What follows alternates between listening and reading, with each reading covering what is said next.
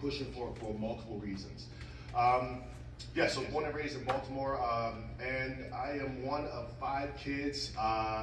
My older brother, well, a mix between military and education. That's what the 5 of us comprise of.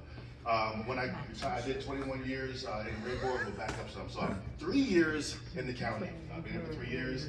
And there's a little bit of time, because, I've just been here, and very quickly I've noticed some issues, some problems, some things that I'm gonna put my hand to the plow to.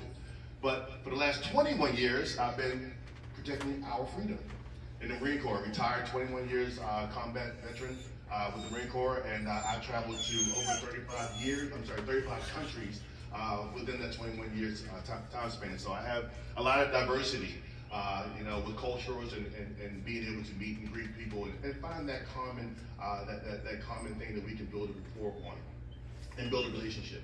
So I've learned that.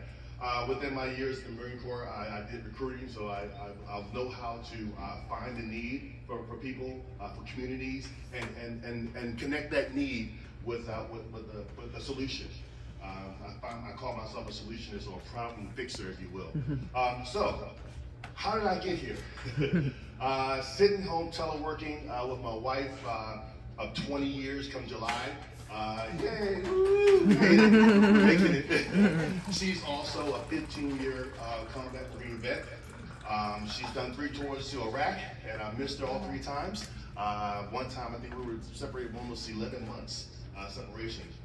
Get back to your platform. So it was okay. Back to your platform. But she's also running for Congress this year, 5th District, Maryland District 5. So keep us all in prayer, please.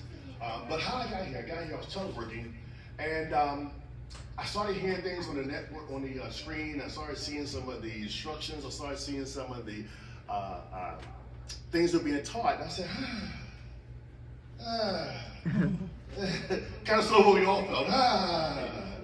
And that was my motivation. The Marine Corps told us, hey, either stay in long enough to fix it or get out and shut up. So I decided to jump into this thing and try to fix it. That's how I got here.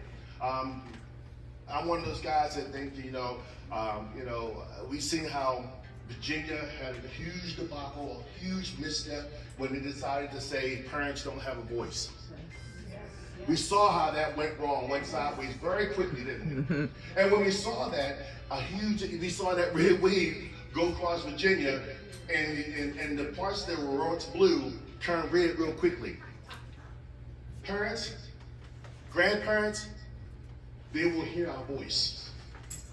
We have a vested interest in our children. Like I said, I have 29-year-olds in Mount Harmony, and I have a 3-year-old in the hopper. So I'm gonna be here for a while, making some noise, fighting for our kids.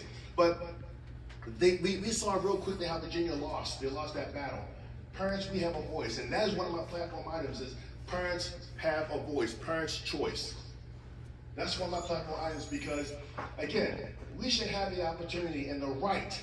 If there's something in the COMAR that we can opt out from, because we can't opt out of everything, okay? Let me get that out real clear. When Maryland writes those laws and bylaws and puts it in the COMAR, they have an opt-out option, okay? And I'm gonna talk about that more later on. But parents, we have a right. We should have a right. We should have a parent's choice, a school choice.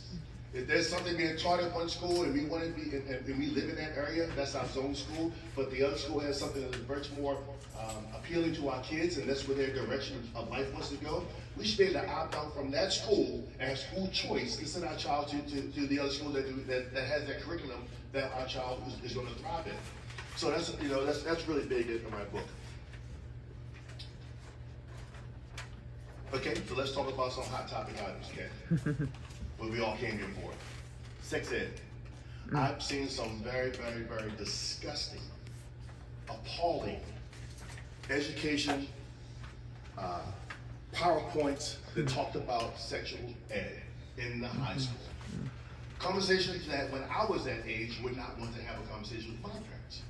Northern High School had this pizza game.